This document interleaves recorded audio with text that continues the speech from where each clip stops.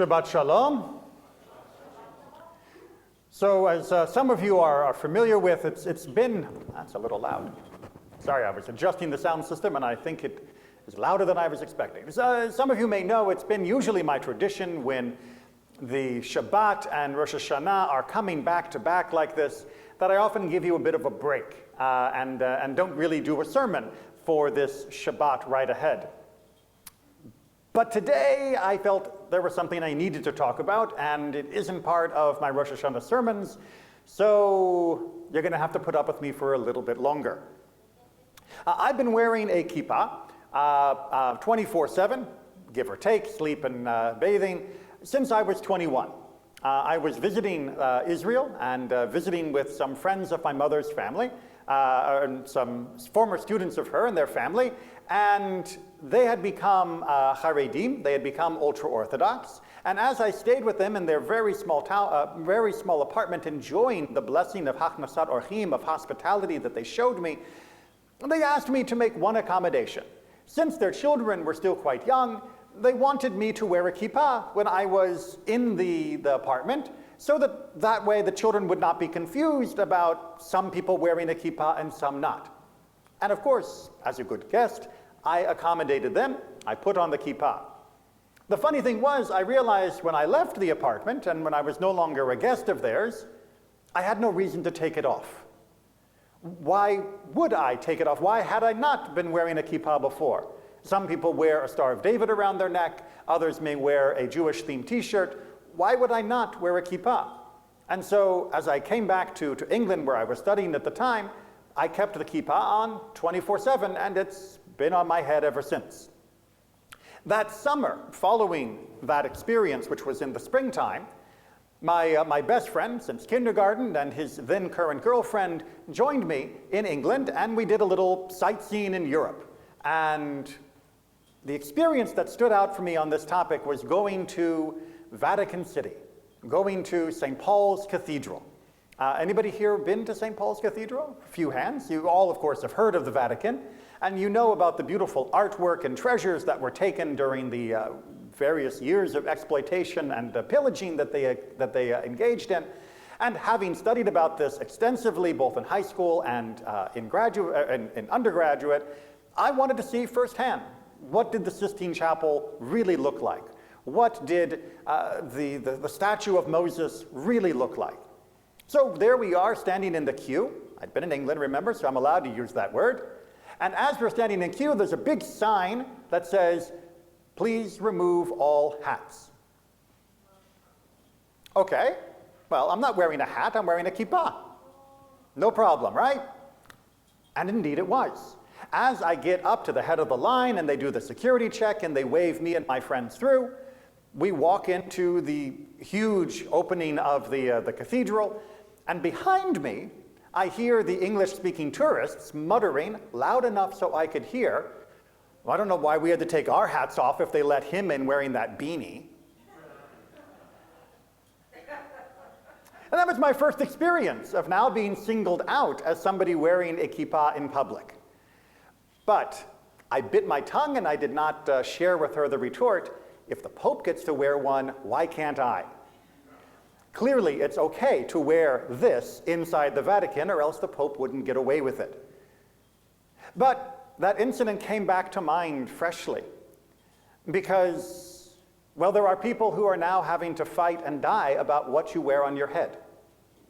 In Iran now, there are protests that are sweeping across the nation, and last I heard before Shabbos began, 50 people at least have been killed, many, many more wounded and injured and traumatized, of course, because they don't want to wear a headscarf.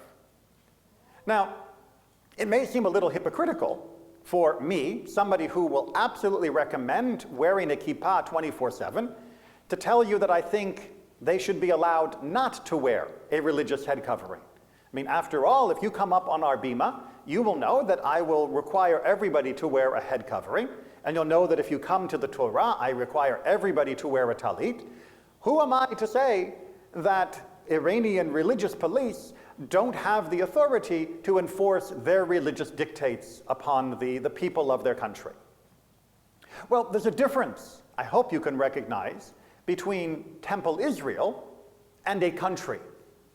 There's a difference between those who voluntarily choose to associate with a particular congregation and thus voluntarily choose to abide by its norms and practices, and have stated by being here that you approve of being within a conservative congregation where you're going to see such things as a kippah and a talit for somebody at the Torah table, as well as women at the Torah table, and that you are okay with that, or else you wouldn't be in this building. And if you're not okay, we can talk afterwards, and I'll try to help you get over your discomfort. But when it is a state that is making that decision on behalf of all of its members, on all of the people within that particular domain, then it is not okay. We are perhaps spoiled here in the United States, at least imagining that we have complete religious freedom, although more on that another time.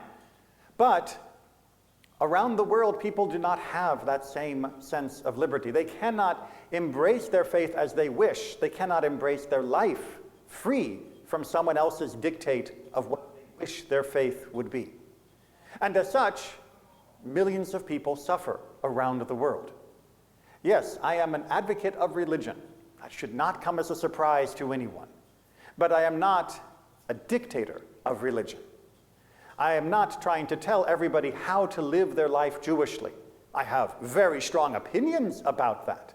But were you to offer me the means of control, the means of authority, were you to say, Rabbi Neely, you'll never guess what the board voted to approve that one board meeting when you weren't there, but we are going to hire security cops for Temple Israel, and they will go around the neighborhood kicking down doors and checking that everybody is observing Judaism exactly as you want them to observe.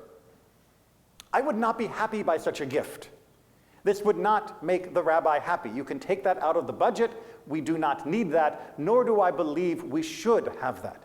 Even in the land of Israel, which is a Jewish country in both formation as well as in character, I do not believe there should be religious police enforcing religious ideals upon other Jews within its borders.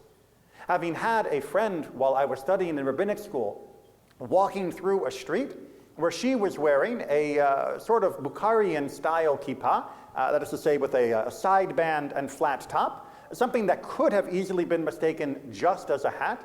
Having had her return to classes, having been pelted with raw eggs for daring to wear what was clearly not appropriate for her because it was a man's kippah, having been pelted by fellow Jews for having done so. Believe me, I know the dangers of when you allow people to exercise their authority, their dominion over others while they are trying to pursue their faith.